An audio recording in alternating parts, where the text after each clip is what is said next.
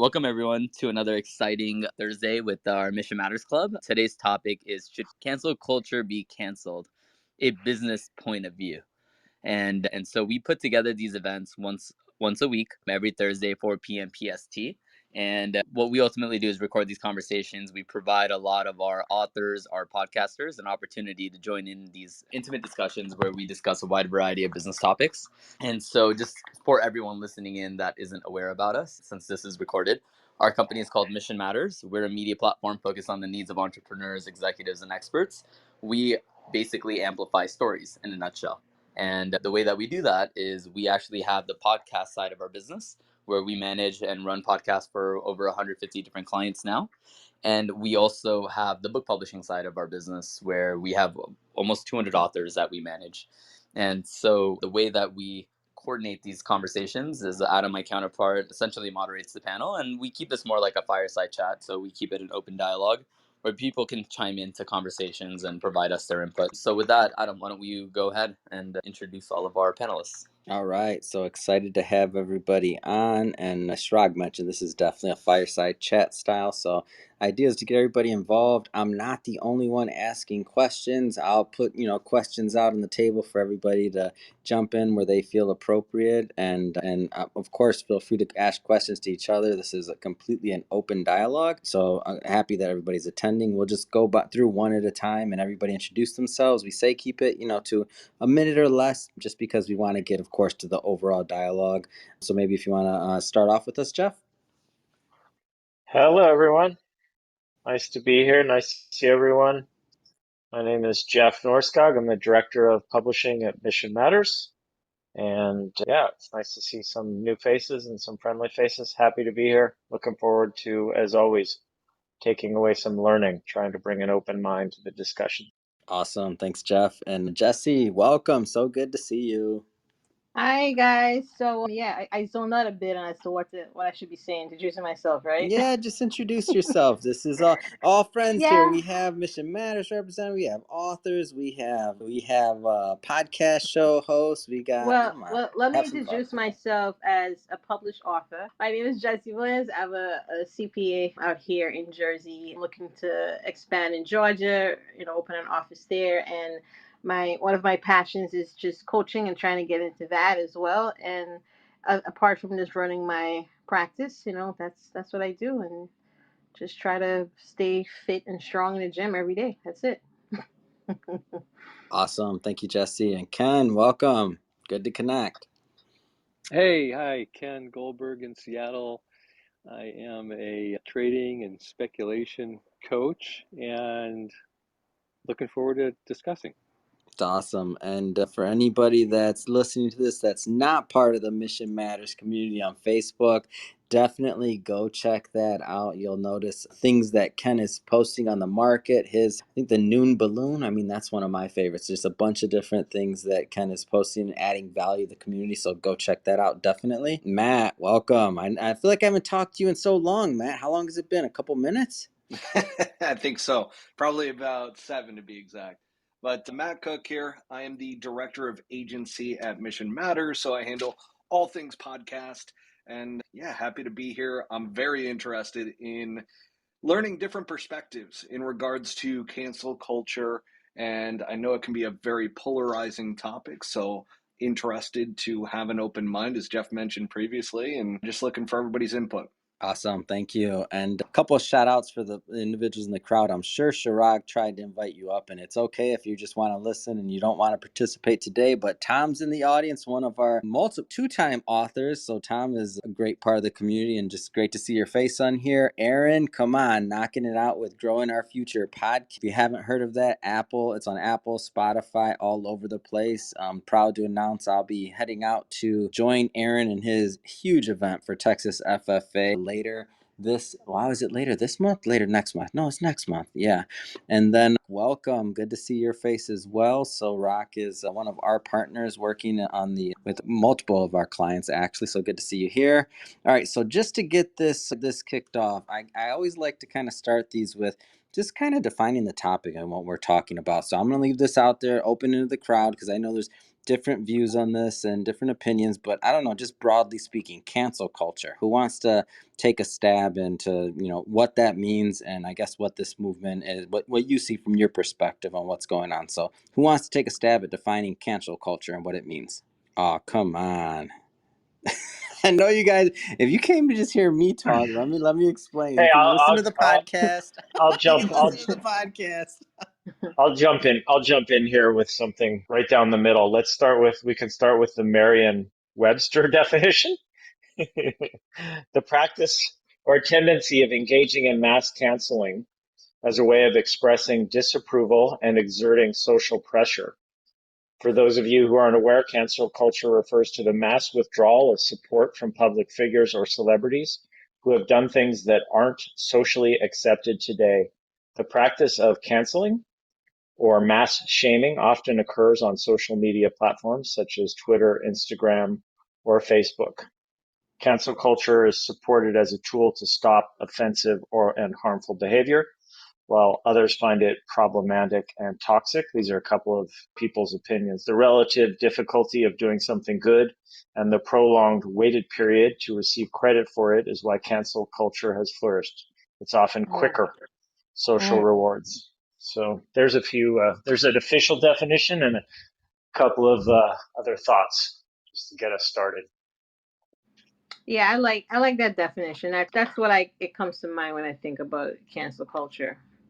And so I guess taking it a step further, so we know what it is. I'm sure many of us students already knew what it was. And when we relate that back to business, like all of us on here are, that I see at least, business owners, entrepreneurs at varying levels of and different types of businesses. Like how does this affect? Obviously, we know what it does for celebrities, right? Like that, like what that does to them. But as business owners, like how does that affect us? Like what do we need to be thinking about? And these are things that I think about, by the way, as well. I'm just like, what do we need to be thinking about? We're a media outlet, so we're always thinking about things that are, we're saying publicly, what content we're putting out there.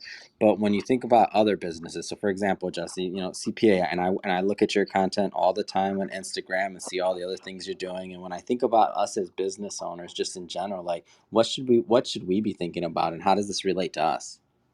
I honestly think I personally hate this whole cancer culture thing, but I do understand the need for things because, the days for companies doing things that they think they can get away with, it's horrible. I do think that when decisions are made, they go through layers, it's discussed, stuff is hidden, so it doesn't, it's not like if you're a smaller business like myself where I decide to make a mistake. It's different when you have board of directors and decisions are being made at different level and it goes up and down the ladder, the chain. I make mistakes. I've made mistakes. I work in a very stressful environment, and we living in a now generation where people submit stuff to you and they want it in 2 days. So and if you make a mistake or what appears to be a mistake, they're up in arms, not even understanding how things occur or how to fix things, what's going on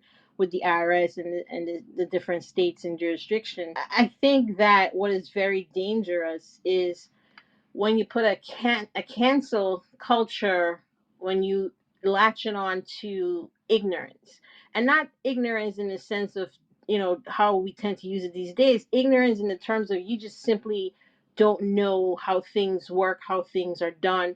You don't even know what the whole content is, of what's going on, but you already have a very informed opinion and you run with it. That's the scary part of this cancel society. I think in my business, we make mistakes, we own up to it, and we definitely don't shy away from a mistake and say, hey, we made a mistake and this is how we're going to fix it. Don't worry about it. It's okay. I'll fix it. And that's how we deal with it. I've never had a bad review because of it, but so far we're doing good. I think just owning up to your errors and just working on how to fix it. Anyone else want to chime in on this one? Yeah, it's funny. The way that I look at cancel culture, I think of it as like just more like one definition of it is kind of like mob mentality, right? It's just the modern day version of saying mob mentality. And so this whole thing of cancel culture, there's there, right?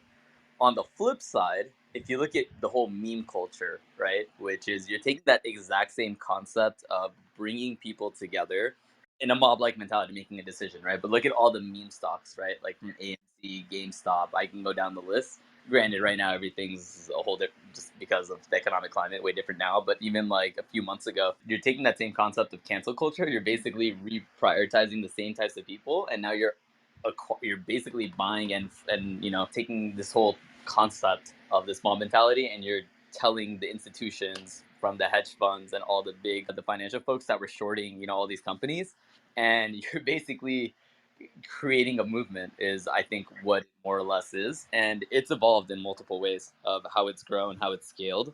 But I feel like cancel culture doesn't only apply to the negative side, but it also applies to how things are evolving on the flip side with like meme stocks, because that is pretty much the same concept. It's just there's a different terminology for it.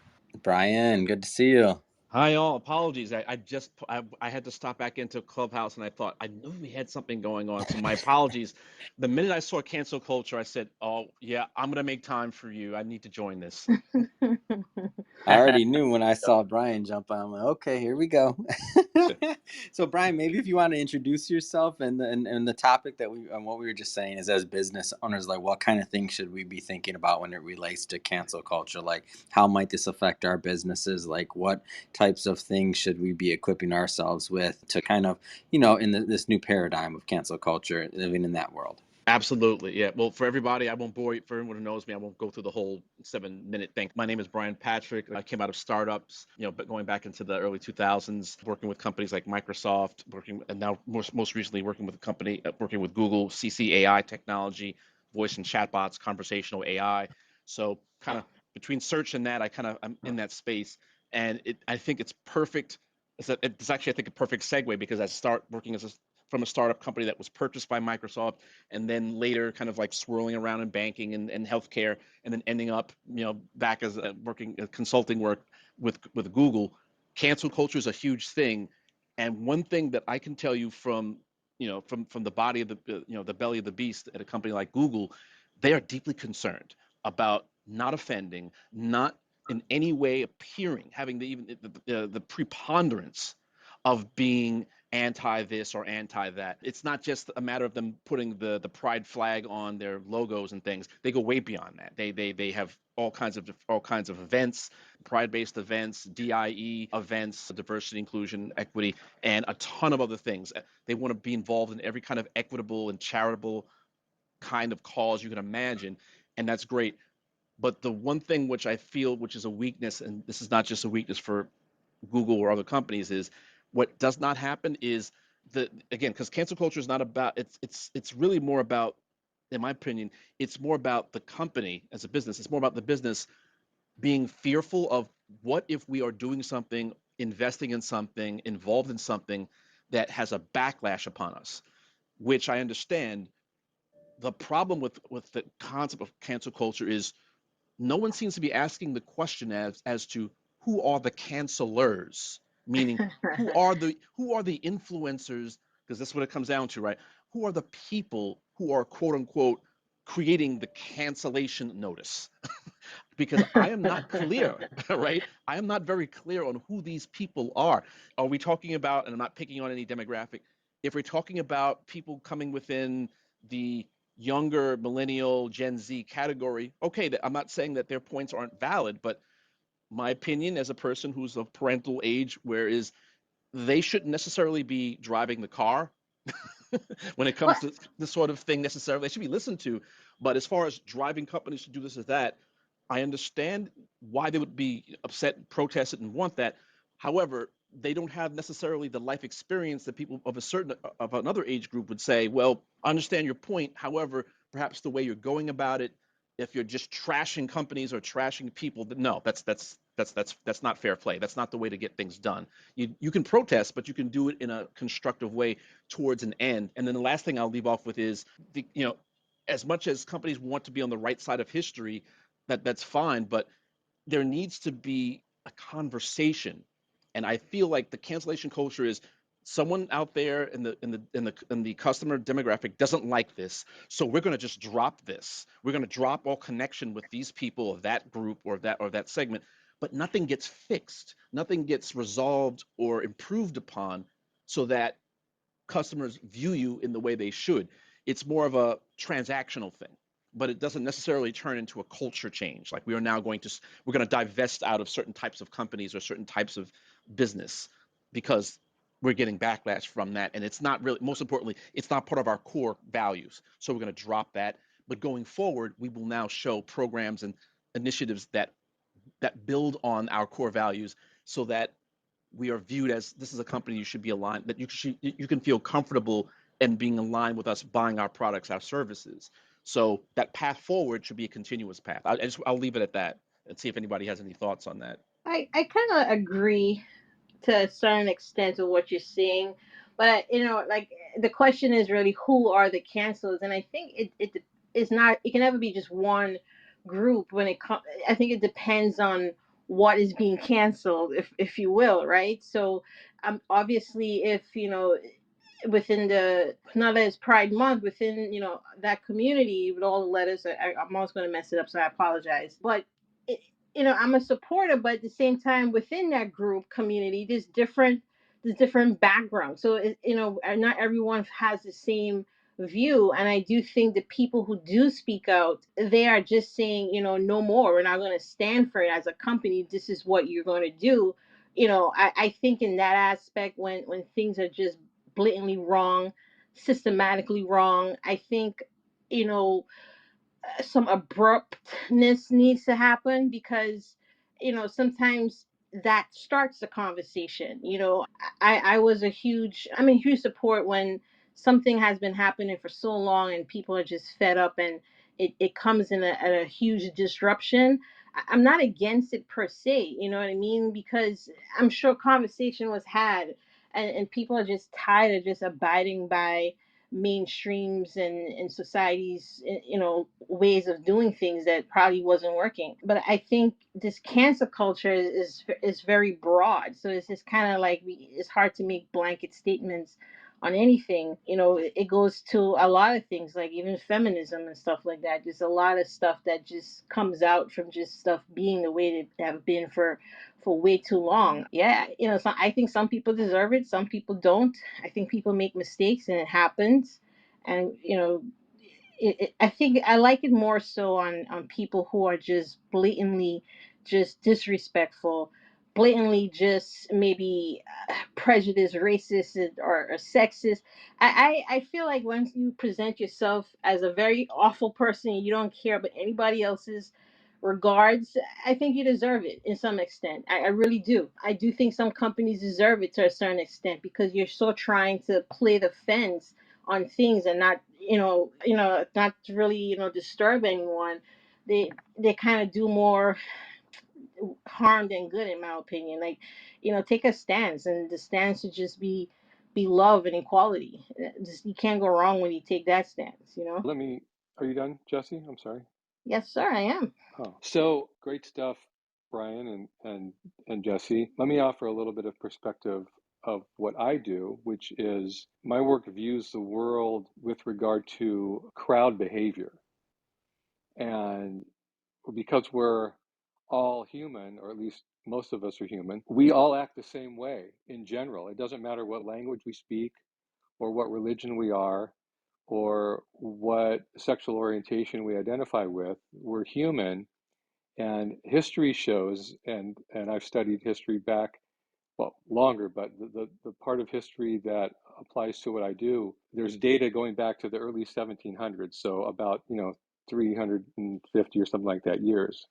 And what we can see from the data, it doesn't matter if it was 1829 or 1947, that we act as a crowd in the same way at certain times. And so the current cancel culture flourishing or blooming is a result of social mood, crowd psychological behavioral change that started to happen about 10 years ago.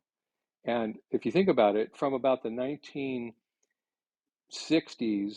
up until about early 2000s, we were all unified or more unified as a country. It was, post World War II, and we were all unified against the evil Russian aggression and the Cold War. And then the wall started coming down, and we started to adopt this concept of the global village. It takes a village, it takes a community, and can't we all get along? And Rodney King and all these things about, uniting together, even if you were Republican or Democrat, it was a way to unite together. And going back through history, that is cyclical. The need for the herd to identify together cycles. And we just ended the most loving, inclusionary, global cycle ever seen. I mean, think about it. We allowed China to join the World Trade Organization, even though we knew they were massively abusing human rights. We knew that they were massively stealing our IP, knocking off products and then bringing it back to the streets of New York and selling fake Louis Vuitton and Gucci watches. Well, we knew that was happening. We stopped ships full of that stuff, yet we were inclusionary and we were about, well, let's just try and work it out.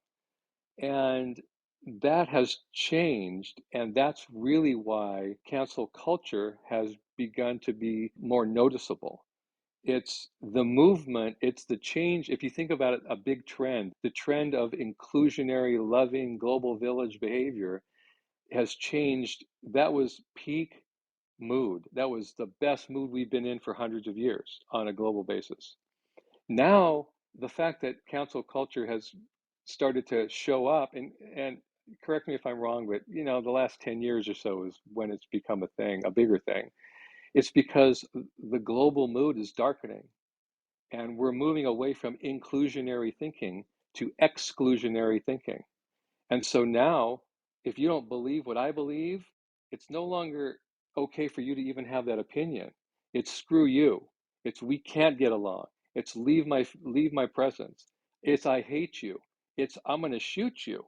It's ridiculous extremes where 50 years ago, up until 50 or whatever, several decades in the past, up until a decade ago, it just wasn't happening, or wasn't happening as much, or wasn't so obvious. So unfortunately, it's here, and we can try to offer, ethics and morals that we hope the crowd will adopt, but history shows it won't until this cycle of darker mood, darker behavior, and more exclusionary thinking burns itself out. And there's really nothing we can do about it, because it's the normal cycle of how humans react, or at least have reacted in the data that I can find, which goes back to 1720. There's some input. I'm gonna jump in and say, Ken, that was awesome. I agree 100%. And I think it starts with us individually. Like, even, I have friends on Facebook that just have such high opinions and negative opinions on circumstances, celebrities that they don't even fully know, and ready to just go in and destroy, make fun. I mean, just look at the whole, was that with the Oscars, with this whole slap that was heard around the world. Like, everyone just had so much opinions without any facts. You know what I mean? So it was the worst time for me to be on social media, I must say. So I like what you said, Ken. Thanks. Let me give you one other example. So in 1998 or 1999, I was doing a lecture series at Chapel Hill, University of North Carolina, Chapel Hill, and it was the time when Microsoft was killing it. They couldn't do anything wrong. They were creating, millionaires and billionaires in Seattle left and right, and people were making so much money on their Microsoft stock working for Microsoft that they decided, you know what, I'm gonna retire, and I'm gonna, retire early. I'm a 40-year-old, and I'm gonna go teach fifth grade or something, because I've got so much money, I'll never ever use it, and so now I'm going to go give back, right? Well, that was kind of the peak of the world is this village, and we have to all get along and help each other, blah blah blah. And at that time, because of the work that my models do, I was able to, during that lecture series, say to the attendees, this is probably peak Microsoft. And that Microsoft is going to have their product. Nothing's going to be wrong with their operating systems or Office or whatever, but the love affair for Microsoft is probably peaking. And within months, the Justice Department opened an investigation and wanted to charge them and blah blah blah, investigate them for years. And eventually, it worked itself out because the market then, the tech bubble burst. It came down into a bear market into 2002.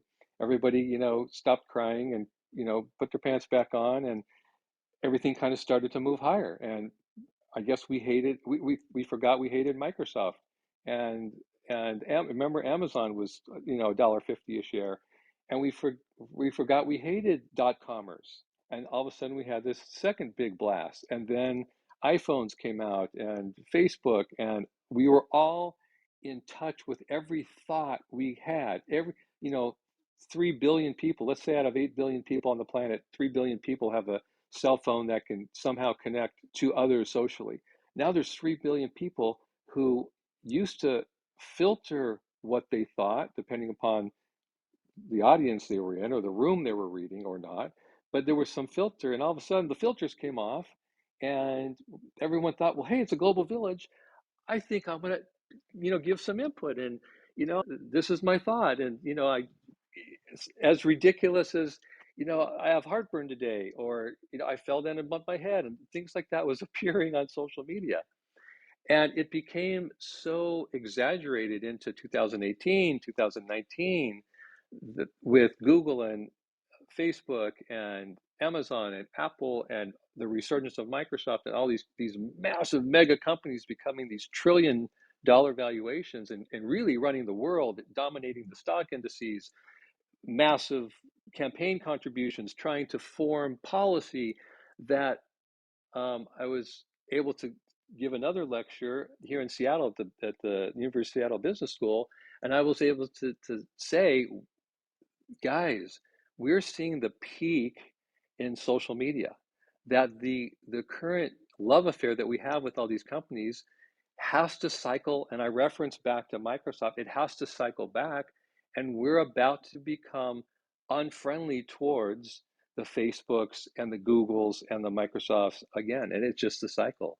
And what happened? The Department of Justice opened investigations on Google and Facebook, and it's happening again. All of a sudden, Facebook is down 50-60%.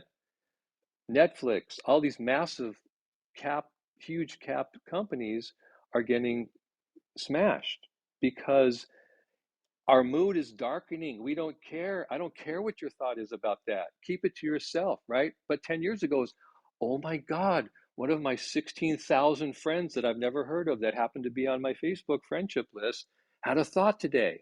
Now it's like, I'm going to unfriend you people because I'm tired of you interrupting my day. So you see that the cycle of inclusion is becoming exclusionary in all walks of our life. The Republicans hate the Democrats. They can't even have discussions anymore. Everybody hates everybody else. The Russians hate the Ukrainians. They used to be cousins. And so we have to, or we don't have to, but we're able to kind of prepare how we're going to react, maybe how we're going to do business, absolutely how we're going to relate to each other socially, or prepare, or at least be aware that the social climate is massively different now than probably it's ever been in at least 50 years, maybe 100, which means that most people alive haven't experienced what we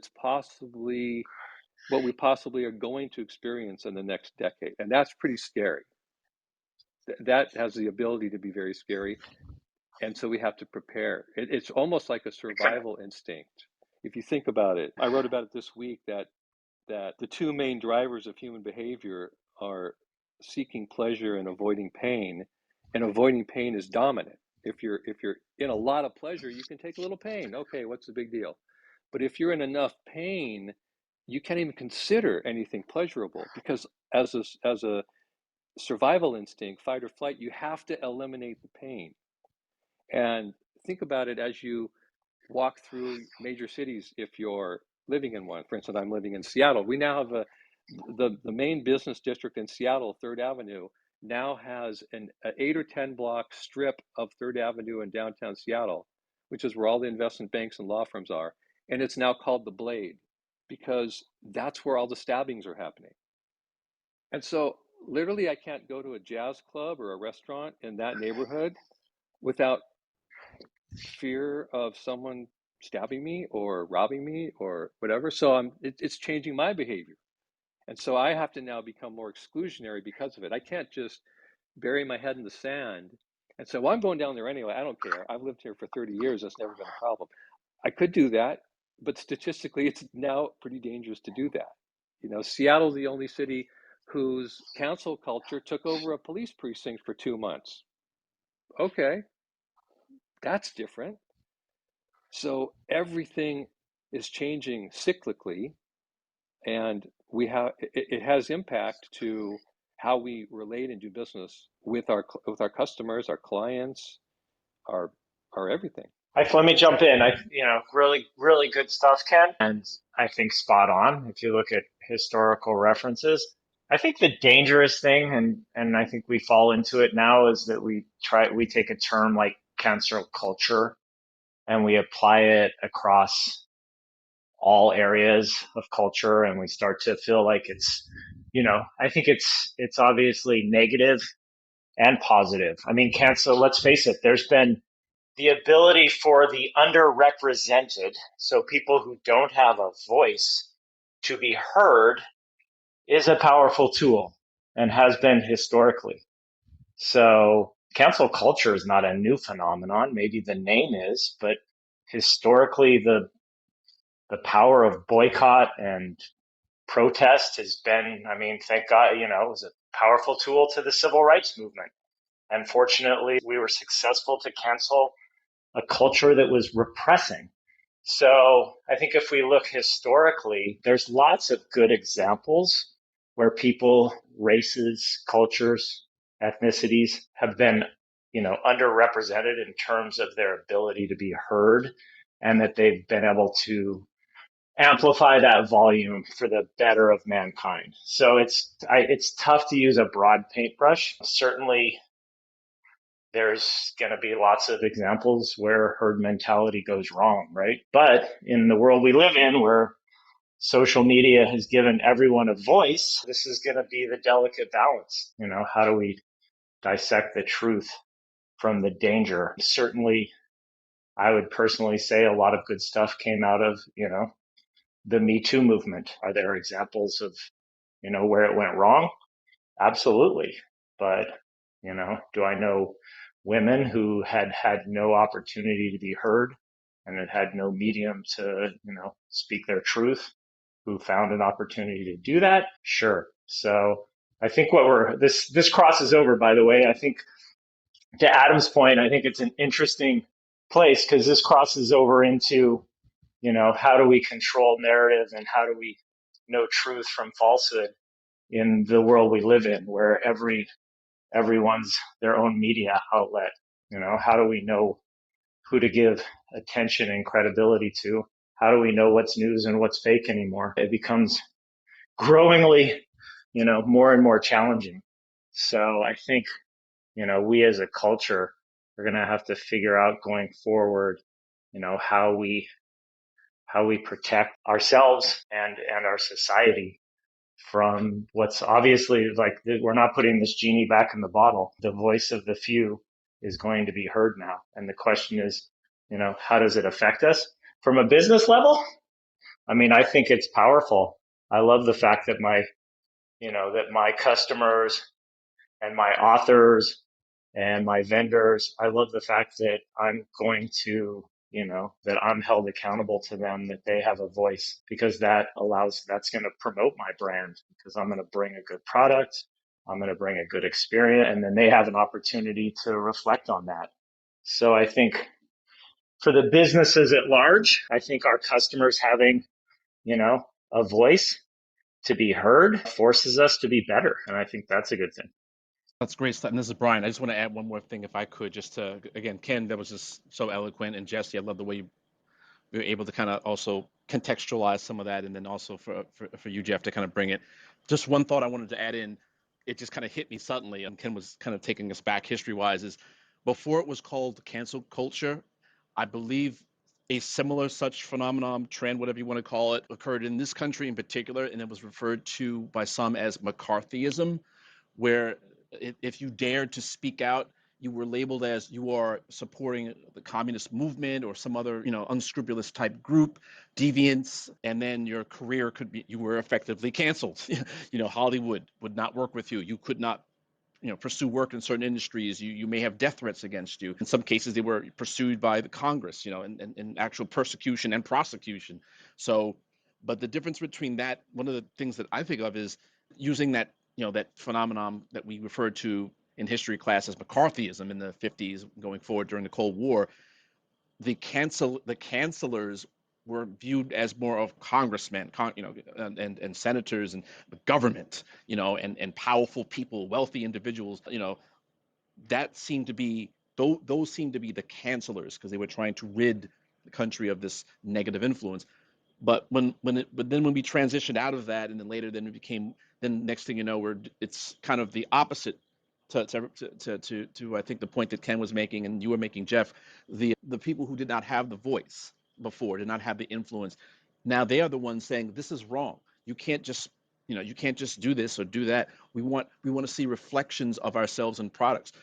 Aunt Jemima, you can't buy an Aunt Jemima pancake box anymore. It is now called the Pearl Milling Company. They wanted to remove that face because there was a fear that, you know, this is not the mess. Maybe this is not the message we want to send going forward. We'll see. We'll see if Uncle Ben's falls into that same category, or cream of wheat. But the idea is that a voice of our segment, a segment of our population that has historically not been portrayed in the most positive light, they were the ones, as well as others, align with them, saying, maybe we should reconsider that logo. Maybe we should reconsider how we do some of these commercials and how we present ourselves and how we market our product. So that was when, I think originally that was when it was starting to be called being politically correct.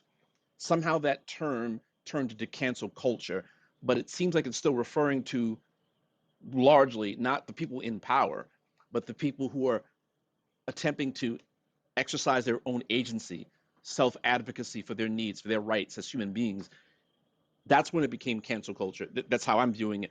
It's just interesting how when the power paradigm shifted, that's where the names changed, and suddenly now, and now it's being seen as negative. Whereas McCarthyism, I would see as very negative. It did horrible things. If anyone looks at what is called cancel culture or cancellation, most of the time it is moving towards a better place or a better situation, holding people accountable for their actions, as opposed to persecuting people, for immoral reasons, that kind of thing. That's my take on that. Hey, this is Aaron. Alejandro. Is this a good place to jump in and ask a question? Awesome, Aaron. Go for it. Yeah. First, good to see you. You made it up here too. So yes, please. Okay, I'm learning Clubhouse, so everybody be patient with me. I really jumped on this topic because I really wanted to hear from others in a professional setting their perspectives on maybe how we find positive outcomes and positive solutions, and that's the reason why I wanted to jump on and ask a question.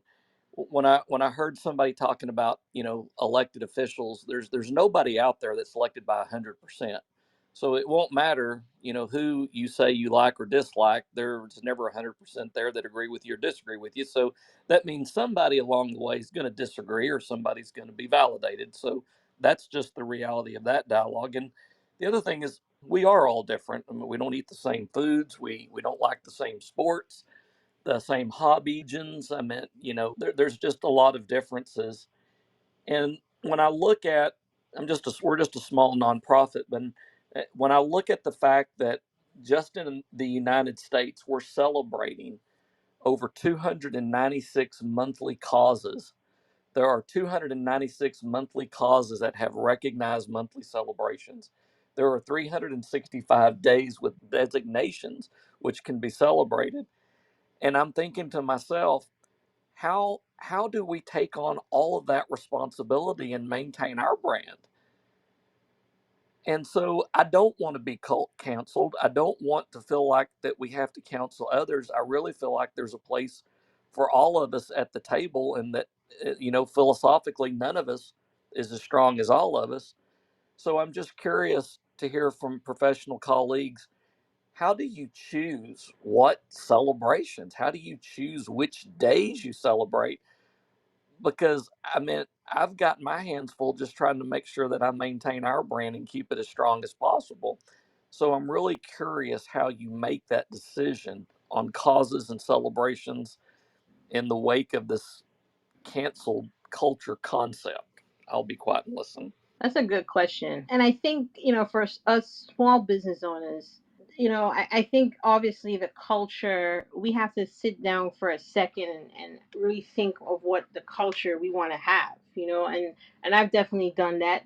And naturally, it does stem from the top. You just can't help that. But then as you grow, you look at the people that make up your office. Like, I do not have a wide variety of people in my office. I'm not going to celebrate a lot of things, but if it's a national holiday, we're off and we'll celebrate it. I celebrate Pride Month because I belong to a CrossFit gym, and I have a lot of friends that participate and celebrate.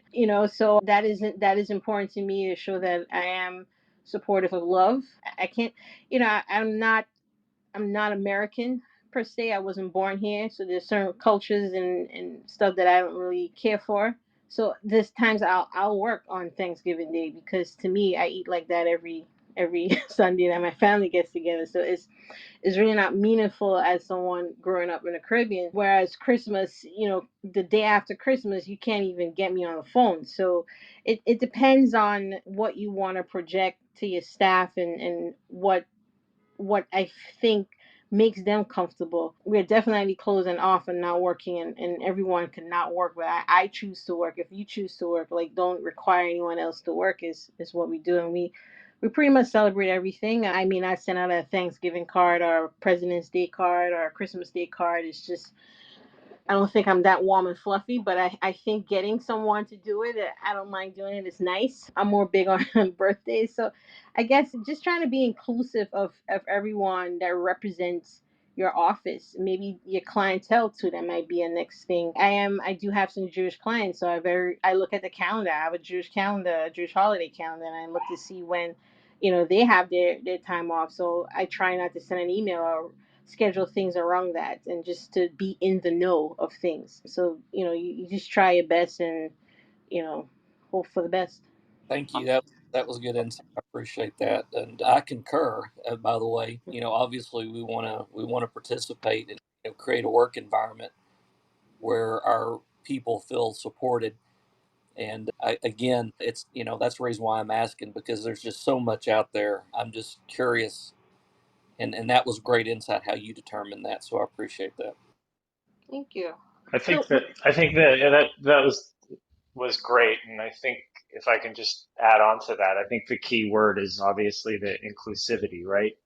So, if we can create a safe place where people can come and work and not, force our culture, our politics, our beliefs into the workplace, so that everyone, no matter, where they live on the political or religious or cultural spectrum, feels comfortable, feels a level of kindness. There's kind of a neutrality to it. So I don't like employees generally to to bring their culture aggressively into the workplace, because that may make somebody else feel uncomfortable. So I think that the inclusivity is really important. If you can create a comfort level and an openness and an open-mindedness and a kindness, because we work in the current work environments have all races, religions, sizes, colors, and it's very diverse. And what we've learned is the more diverse the workplace is, the mhm. better place it is to work and the more productive it is. So I think it all kind of works together. Can I ask y'all, since y'all are providing such great follow up here? So I'm hearing a lot about the internal, the office structure and the environment that we create, which I agree again with everything that was said. But on the topic of cancel culture and on the broader issue of knowing that what we're trying to do internally may not, it may not be seen as enough for an external audience that you're trying to sell a good or service to. So again, I'm asking from a professional standpoint, how do you determine what you engage in hopes that you don't discourage engagement of an external audience? I'll take a stab at that one, Aaron, because it's something that I think about pretty often. And if Jeff's word or keyword was maybe inclusiveness on his end and internally, I guess externally, what we strive for here is authenticity. Like there's times when we where we may want to go an angle and support a cause or support a theme or something else, or even a holiday or other things like that. But then we just have to be authentic and remind ourselves, internally we have these discussions, right? We're a business platform. Like that's what we are. That's what we do. Like, is this authentic to our platform and the type of content that we put out? Now, obviously, we're thinking about from the standpoint of literally content, and that is our product and our medium. But I think that does translate to other businesses as well. And I think when maybe people try to kind of like ride a wave or whatever's next, or let's just say, support every single thing that comes up just because they're supposed to. I think that the individuals who really do care deeply and support about those causes are at times like they can see through it, and it becomes almost offensive to just kind of like do a post or do this just because everybody else is doing it. It has kind of the opposite effect. So in my mind, I think if there is something that's authentic to someone's brand and otherwise, like to spend more effort supporting that and to go deeper on that than to go wide or do something that's just not characteristic of a brand or what, the type of content that the company may have put out. And just also understanding that this whole idea of the way you mentioned, Aaron, actually about like everybody, being elected, right? Like, and nobody's elected by 100%. Just understanding that there's the bigger your organization is, the bigger it is, like the harder it's going to be to satisfy everyone. So I like to just make sure that we're striving for in our challenges, just to make sure that we're being authentic to the platform overall and the type of content that we want to put out without stretching. Thanks, Adam. That by the way, that's excellent. And anybody that follows me knows that I'm real big on live your brand. So that's kind of my theme is live your brand, and I think that applies to businesses as well. And if you got a really sound brand that's got a lot of integrity, and to your point, Adam, a lot of authenticity, then I think that your efforts are always seen as genuine, and hopefully that kind of creates a little bit of buried or cancelization, if you will. And again, I just appreciate the positive, the comments and the feedback and the engagement here, because folks like me that are looking to grow an organization, this is valuable information. Elizabeth, welcome. I had to say Hi, hi. It's so Adam. good to see you. It's lovely to see you. Hey, Chirag. Lovely to see you. Good afternoon, Hey, everyone. it isn't the queen of Clubhouse herself. You're crazy. I was I have just a gonna, quick closing comment, or I'm sorry, go ahead. yeah, you can go ahead, Ken. I was just gonna I just on Adam's point of authenticity, I think that's super strong point because you have to understand what, who you are and what your brand is. I just heard the live your brand.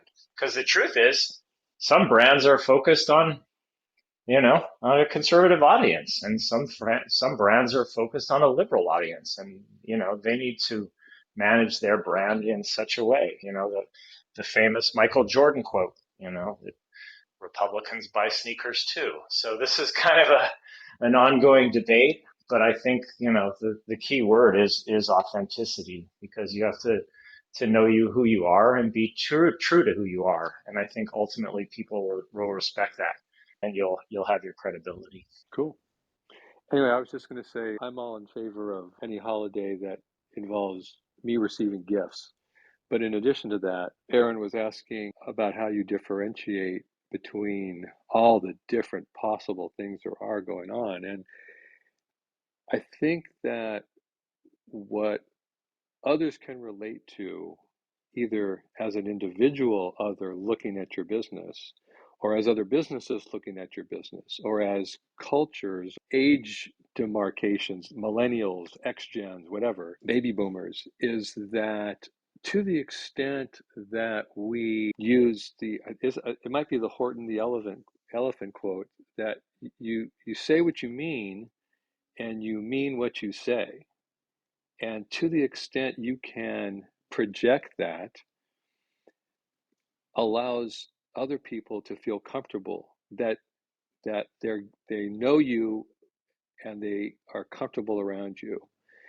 And sometimes, in order to do that, if you're not practiced in it, it's a worthy exercise to sit down with your management team and align your morals and ethics with your goals. Because oftentimes we have business goals, and we all know people and companies that they'll step on and disregard morals and ethics in order to accomplish their goals because they prioritize their goals. Whereas if we prioritize ethics and morals, whatever that means to either you as an individual or to your board of directors or whatever, and once we've identified our core values, or as a company can create its own mission that matters, then you can set your goals so that they promote your ethics, morals, and mission. That is not always an easy size, and that's probably where you want to call in a outside consultant. I worked a couple decades ago with Tony Robbins when he was developing his whole theory of aligning ethics and morals with goals, and it was massively helpful to millions, I think millions of people who participated in that program. But sometimes it creates difficulty. Like, what if there's someone in your business that is not promoting your stated mission, your ethics and values? Well, hopefully one of your customers will be kind enough to point that out so that that employee doesn't spread spirit or message that you don't want spread, right? You've taken the time to come up with this alignment of ethics, morals, and mission, and then your goals, and here's someone who's just not on board. Well, the sooner you can find out that someone's not in alignment with you, you have to take the step of absolute massive action to get rid of that person. And you have to make it public. This person was doing this, that was against what we're doing, they're gone. We only focus on these ethics and morals and mission because that's our reason for being in business. And to the extent we can project that, then people that don't even work with our company, non-customers, non-clients, will say, wow, how can I possibly work with them? What can I buy from them? How can I align with them, do business with them, and affiliate with them? And that's how I've created a lot of my longest client relationships, by asking people who have offensive views and aren't in alignment with my business and my ethics and my morals. I've invited them to no longer do business with me. And some of the best decisions I've made have been inviting clients to not be clients, because it's not worth the commission, the money, the revenue to be associated with that, whatever it might have been, hatred, being, whatever the topic is. So that's my thought. All right. So normally, and I'm not saying we're gonna cut this short and everybody has to leave, anything like that, but we normally keep them to about an hour or so that we get a good recording in there. And so I'll kind of go around and ask anybody, does anybody have any last words or comments or anything else? And just to note, we do these every Thursday, so love the participation. Glad everybody jumped in and participated. So next Thursday we'll be doing it at the same time, and I'll let Chirag go into that, but when he does the closing. But I guess just to go around, if everybody has any last comments or anything else they want to add. I mean, I'll say one more thing, Adam, just because I've been part of a handful of different cultures. The good news about all of this, I think, is when we are authentic and we follow our compass, it really benefits our business. So I've been in some some pretty crazy environments. And I have to say, the last 6 months, 8 months that I've been at Mission Matters, it's amazing how when you're comfortable and in a kind environment that's polite and open and accepting, even if you're not leaning into politics or culture, how productive and kind of happy it makes you to go to work and be part of a team. So I think, we can philosophize till the end, but the good news is that when we create like good environments to work in, we do our best work. So for businesses, like there's an end game here. And I think that's important. This isn't just a philosophy exercise. This can make us, better. This can improve our bottom line. It can improve our customer relations, our employee retention, and it can make our daily productivity more fun and fruitful. So thanks. This has been really informative. I'm grateful for everybody's input. Anyone else? Oh, if not, you want to take it away? I think Chirag's there. Did somebody cancel Chirag? Come back, Chirag. You guys hear me? I'm right here. Can you guys hear me? I'm driving through mountainside, so I've got a little bit of bad reception. All right. Going in and out. Yep, we can hear you. Okay, cool. Thanks everyone for joining us. We host these conversations every Thursday. In fact, next week's discussion is going to be, again, Thursday, June 23rd. And that topic is on what are the top 5 life-saving tools for small businesses. We have plenty of people that have already joined us on the panel and would love to welcome you to join us, whether to chime in, ask questions, or just listen in. And again, we host these every Thursday. This is our Mission Matters Club. And with that, thank you everyone and hope you all enjoy your evening. Thank you. Thank you, Chirag. Thanks, everyone. Thank you. Thanks, everyone.